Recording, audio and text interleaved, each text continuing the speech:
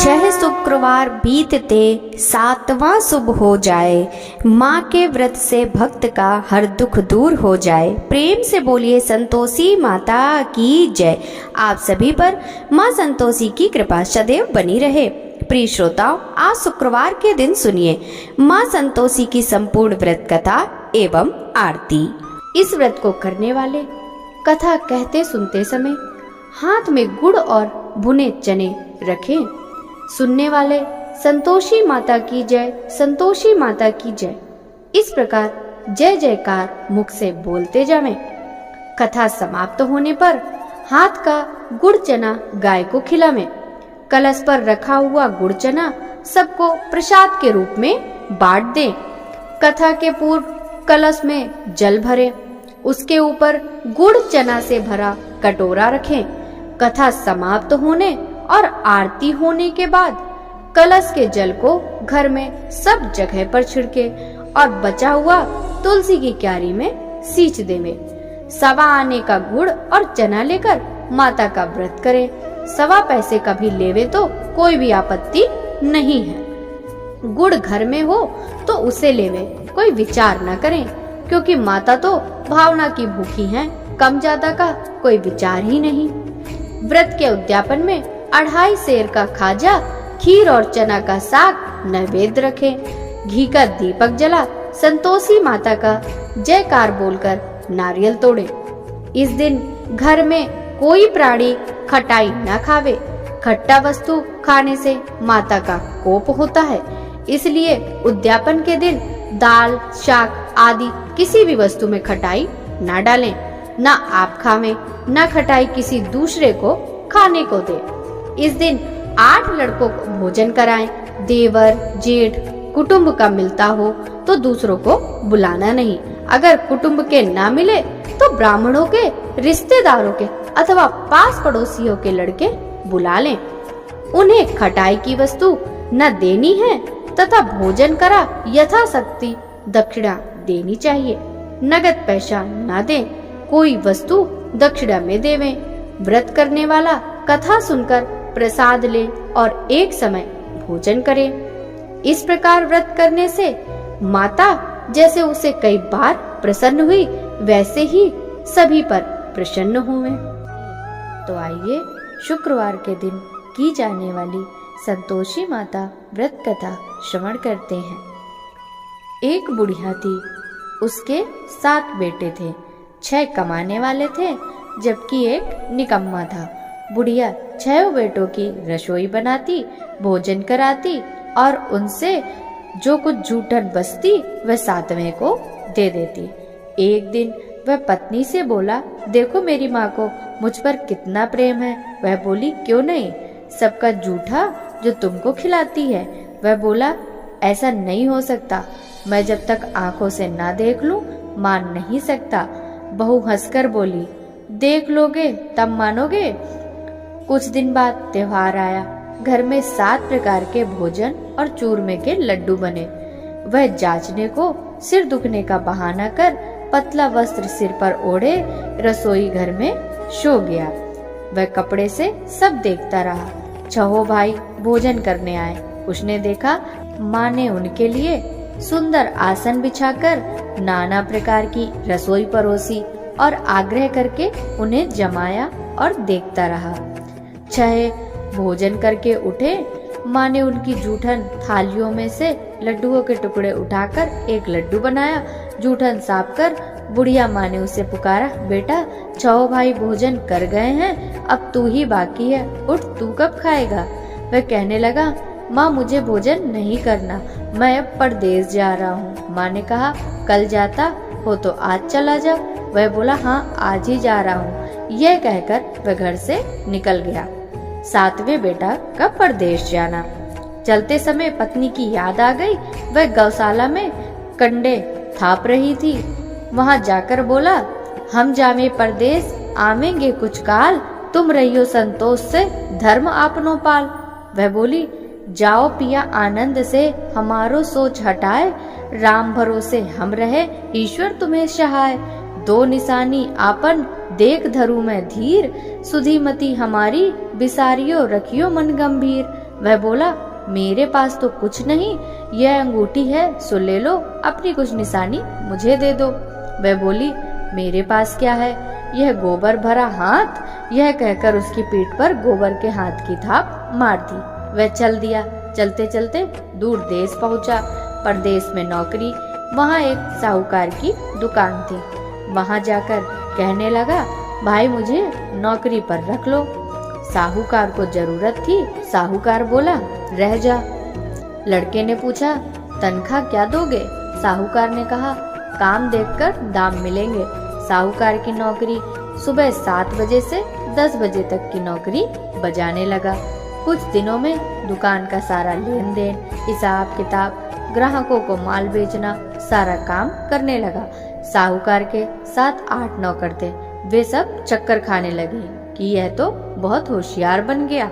सेठ ने भी काम देखा और 3 महीने में उसे आधे मुनाफे का हिस्सेदार बना दिया। वह कुछ वर्ष में ही नामी सेठ बन गया और मालिक सारा कारोबार उस पर छोड़कर चला गया। पति की अनुपस्थिति में सास का अत्याचार।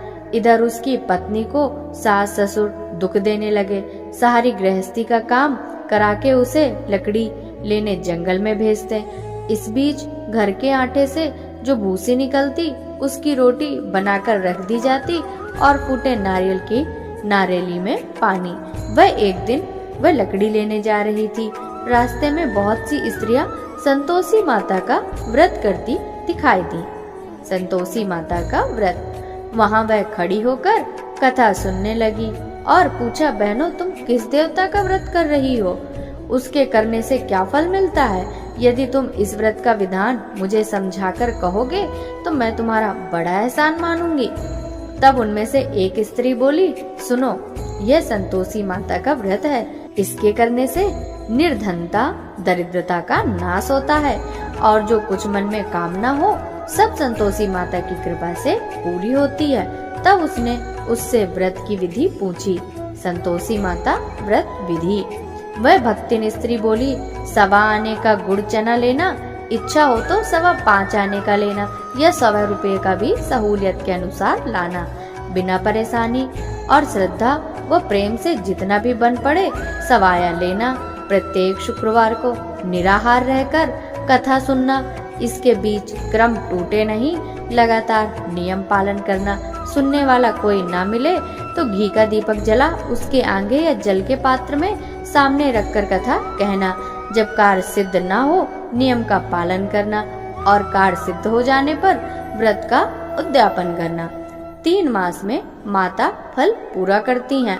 यदि किसी ग्रह के खोटे भी हों तो भी माता वर्ष भर में कार्य सिद्ध कर देती हैं। फल सिद्ध होने पर उद्यापन करना चाहिए, बीच में नहीं करना चाहिए। उद्यापन में 2.5 सेर आटे का खाजा तथा इसी परिणाम से खीर तथा चने का साग बनाना चाहिए। 8 लड़कों को भोजन कराना। जहाँ तक मिले देवर जेठ भाई बंधु के हों, ना मिले तो रिश्तेदारों और पास पड़ोसियों को बुलाना, उन्हें भोजन करा, यथाशक्ति दक्षिणा दे, माता का नियम पूरा करना। उस दिन घर में खटाई न खाना। यह सुन बुढ़िया के लड़के की बहू चल दी। व्रत का प्रण करना और माँ संतोषी का दर्शन देना। रास्ते में लकड़ी के बोझ को बेच दिया और उन पैसों से गुड़ चना ले माता के व्रत की तैयारी कर आगे चली और सामने मंदिर देखकर पूछने लगी, यह मंदिर किसका है? सब कहने लगे, संतोषी माता का मंदिर है। यह सुनकर माता के मंदिर में जाकर चरणों में लौटने लगी। दीन हो विनती करने लगी, माँ मैं निपट अज्ञानी हूँ, व्रत के कुछ भी नियम नहीं जानती, मैं दुखी हूँ। हे माता जगत जननी, मेरा दुख दूर कर, मैं तेरी शरण में हूँ। माता को दया आई। एक शुक्रवार बीता कि दूसरे को उसके पति का पत्र आया और तीसरे शुक्रवार को उसका भेजा हुआ पैसा आ पहुँचा। यह देख जेठ जिठानी मुँह सिकोड़ने लगे, लड़के ताने देने लगे। काकी के पास पत्र आने लगे, रुपया आने लगा, अब तो काकी की खातिर बढ़ेगी। बेचारी सरलता से कहती, भैया कागज आवे रुपया आवे, हम सबके लिए अच्छा है। ऐसा कहकर आंखों में आंसू भरकर संतोषी माता के मंदिर में आप मातेश्वरी के चरणों में गिरकर रोने लगी। माँ, मैंने तुमसे पैसा कम मांगा है, मुझे पैसों से क्या काम है, मुझे तो अपने सुहाग से काम है, मैं तो अपने स्वामी के दर्शन मांगती हूँ। तब माता ने प्रसन्न होकर कहा, जा बेटी, तेरा स्वामी आएगा। यह सुनकर खुशी से बावली होकर घर में जाकर काम करने लगी। अब संतोषी माँ विचार करने लगी, इस भोली पुत्री को मैंने कह तो दिया कि तेरा पति आएगा, लेकिन कैसे? वह तो इसे स्वप्न में भी याद नहीं करता, उसे याद दिलाने तो मुझे ही जाना पड़ेगा। इस तरह माताजी उस बुढ़िया के बेटे के पास जा स्वप्न में प्रकट हो कहने लगी, साहूकार के बेटे सो रहा है या जागता है? वह कहने लगा, माता सोता भी नहीं जागता भी नहीं, कहो क्या आज्ञा है? माँ कहने लगी, तेरा घर बार कुछ है कि नहीं? वह बोला, मेरे पास सब कुछ है, माँ है, बाप है, बहू है, क्या कमी है? देवी माँ बोली, भोले पुत्र, तेरी बहू घोर कष्ट उठा रही है, तेरे माँ बाप उसे परेशानी दे रहे हैं, वह तेरे लिए तरस रही है, तू उसकी सुध ले। वह बोला, हाँ माताजी, यह तो मालूम है, परंतु जाऊं तो कैसे? परदेश की बात है, लेन देन का कोई हिसाब नहीं, कोई जाने का रास्ता नहीं आता, कैसे चला जाऊं? माँ कहने लगी, मेरी बात मान, सवेरे नहा धोकर संतोषी माता का नाम ले, घी का दीपक जला, दंडवत कर दुकान पर जा बैठ, देखते देखते सारा लेन देन चुक जाएगा, जमा का माल बिक जाएगा, सांझ होते होते धन का भारी ढेर लग जाएगा। अब बूढ़े की बात मानकर वह नहा धोकर संतोषी माता को दंडवत घी का दीपक जला दुकान पर जा बैठा। थोड़ी देर में देने वाले रुपया लाने लगे, लेने वाले हिसाब लेने लगे। कोठों में भरे सामान के खरीददार नगद दाम के सौदा करने लगे। शाम तक धन का भारी ढेर लग गया। मन में माता का नाम ले चमत्कार देख प्रसन्न हो घर जाने के लिए वास्ते गहने कपड़ा सामान खरीदने लगा। यहाँ काम से निपट तुरंत घर को रवाना हुआ। उधर उसकी पत्नी जंगल में लकड़ी लेने जाती, लौटते वक्त माताजी के मंदिर में विश्राम करती। वह तो उसके प्रतिदिन रुकने का स्थान जो ठहरा। धूल उड़ती देख वह माता से पूछती, हे माता, यह धूल कैसी उड़ रही है? माता कहती है, हे पुत्री, तेरा पति आ रहा है, अब तू ऐसा कर, लकड़ियों के 3 बोझ बना ले, एक नदी के किनारे रख और दूसरा मेरे मंदिर व तीसरा अपने सिर पर। तेरे पति को लकड़ियों का गट्ठर देख मोह पैदा होगा, वहाँ यहाँ रुकेगा, नाश्ता पानी खाकर माँ से मिलने जाएगा। तब तो तू लकड़ियों का बोझ उठाकर जाना और चौक में गट्ठर डालकर जोर से आवाज लगाना, लो सासू जी, लकड़ियों का गट्ठर लो, भूसी की रोटी दो, नारियल के खेपड़े में पानी दो, आज मेहमान कौन आया है? माता जी से बहुत अच्छा कहकर वह प्रसन्न मन से लकड़ियों के 3 गट्ठर बनाई, एक नदी के किनारे और एक माता जी के मंदिर पर रखा। इतने में मुसाफिर आ पहुंचा। सूखी लकड़ी देख उसकी इच्छा उत्पन्न हुई कि हम यहीं पर विश्राम करें और भोजन बनाकर खा पी कर गाँव जाएं। इसी तरह वह रुककर भोजन बना विश्राम करके गांव को गया। सबसे प्रेम से मिला। उसी समय सिर पर लकड़ी का गट्ठर लिए वह उतावली सी आती, लकड़ियों का भारी बोझ आंगन में डालकर जोर से आवाज देती, लो सासू जी, लकड़ियों का गट्ठर लो, भूसी की रोटी दो, आज मेहमान कौन आया है? यह सुनकर उसकी सास बाहर आकर अपने दिए हुए कष्टों को भुलाने हेतु कहती, बहू ऐसा क्यों कहती है? तेरा मालिक ही तो है आया है, आ बैठ, मीठा भात खा, भोजन कर, कपड़े गहने पहन। उसकी आवाज सुन उसका पति बाहर आता है। अंगूठी देख व्याकुल हो जाता है। माँ से पूछता है, माँ यह कौन है? माँ बोली, बेटा यह तेरी बहू है, जब से तू गया है तब से सारे गांव में भटकती फिरती है, घर का कामकाज कुछ नहीं करती, 4 पहर आकर खा जाती है। वह बोला, ठीक है माँ, मैंने इसे भी देखा और तुम्हें भी, अब दूसरे घर की चाबी दो, उसमें रहूंगा। माँ बोली, ठीक है, जैसी तेरी मर्जी। तब वह दूसरे मकान की 3री मंजिल का कमरा खोला, सारा सामान जमाया। एक दिन में राजा के महल जैसा टाट बाट बन गया। अब क्या था, बहू सुख भोगने लगी। इतने में शुक्रवार आया। शुक्रवार व्रत के उद्यापन में हुई भूल किया खटाई का इस्तेमाल। उसने पति से कहा, मुझे संतोषी माता के व्रत का उद्यापन करना है। पति बोला, खुशी से कर लो। वह उद्यापन की तैयारी करने लगी। जेठानी के लड़कों को भोजन के लिए कहने आई। उन्होंने मंजूर किया, परंतु पीछे से जेठानी ने अपने बच्चों को सिखाया, देखो भोजन के समय खटाई मांगना, जिससे उसका उद्यापन पूरा ना हो। लड़के जीमने आए, खीर खाना पेट भर खाया, परंतु बाद में खाते खाते कहने लगे, हमें खटाई दो, खीर खाना हमको नहीं भाता, देखकर अरुचि होती है। वह कहने लगी, भाई खटाई किसी को नहीं दी जाएगी, यह तो संतोषी माता का प्रसाद है। लड़के उठ खड़े हुए, बोले, पैसा लाओ। भोली बहू कुछ जानती नहीं थी, उन्हें पैसे दे दिए। लड़के उसी समय हट करके इमली खटाई ले खाने लगे। यह देखकर बहू पर माताजी ने कोप किया। राजा के दूत उसके पति को पकड़ ले गए। जेठ जेठानी मनमाने वचन कहने लगे, लूट लूट कर धन इकट्ठा कर लाया है, अब सब मालूम पड़ जाएगा जब जेल की मार खाएगा। बहू से यह सहन नहीं हुआ। माँ संतोषी से मांगी माफी। रोती हुई माता के मंदिर गई। कहने लगी, हे माता, तुमने क्या किया? हंसाकर अब भक्तों को रुलाने लगी। माता बोली, बेटी तूने उद्यापन करके मेरा व्रत भंग किया है।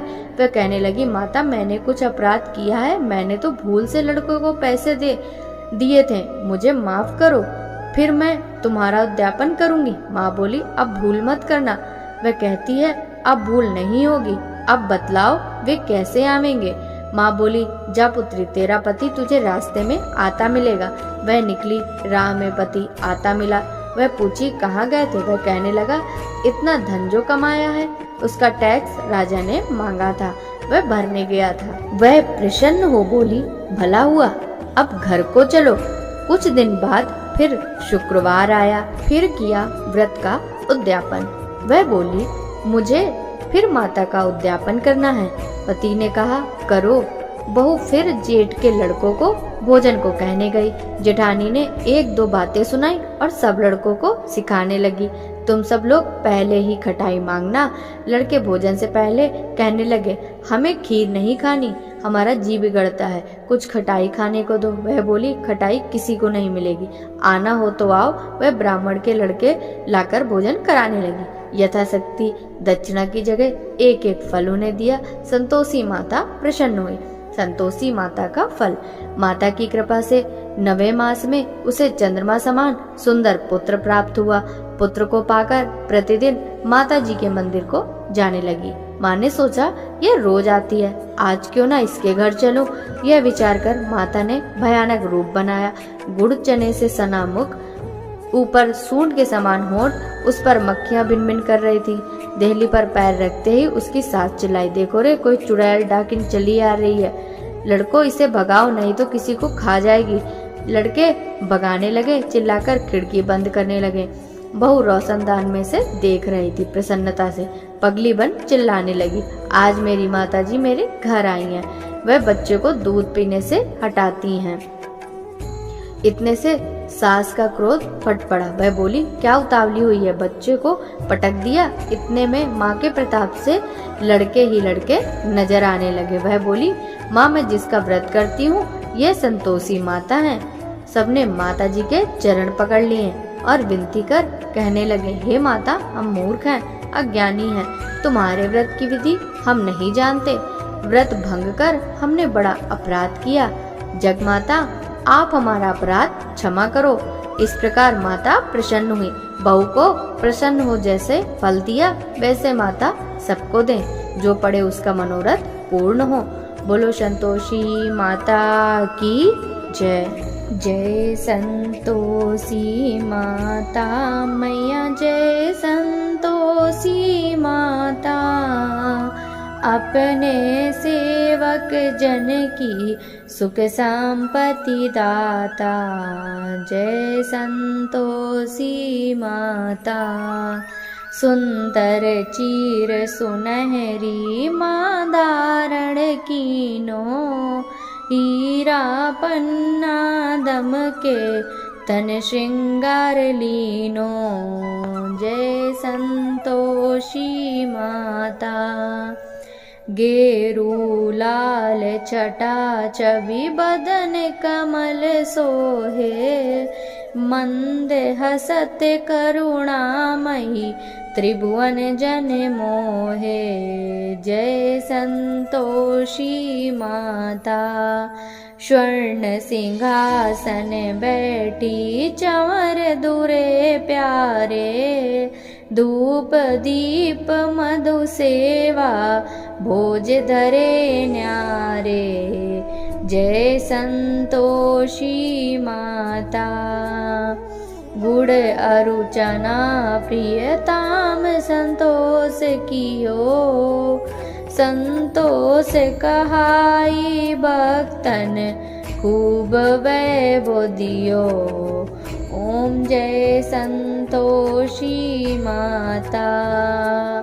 शुक्रवार प्रिय मानते आज दिवस सोही, भक्त मंडली छाई कथा सुनते मोही। जय संतोषी माता। मंदिर जगमग ज्योति मंगल ध्वनि छाई, विनय करे हम सेवक चरणन सिर नाई। जय संतोषी माता। भक्ति भाव में पूजा अंगीकृत कीजय, जो मन बसे हमारे इच्छित फल दीजय। जय संतोषी माता। दुखी दरिद्री रोगी संकट मुक्त किए, बहुधन धान्य भरे घर सुख सौभाग्य दिए। जय संतोषी माता। ध्यान धरे जो तेरा वांछित फल पायो, पूजा कथा श्रवण कर घर आनंद आयो। जय संतोषी माता। चरण गहे की लज्जा रखियो जगदम्बे, संकट तू ही निवारे दयामयी अम्बे। जय संतोषी माता। संतोषी माता की आरती जो कोई जन गावे, रिद्धि सिद्धि सुख संपत्ति जी भर पावे। जय संतोषी माता मैया। जय संतोषी माता। अपने सेवक जन की सुख संपत्ति दाता मैया। जय संतोषी माता। बोलिए संतोषी माता की जय।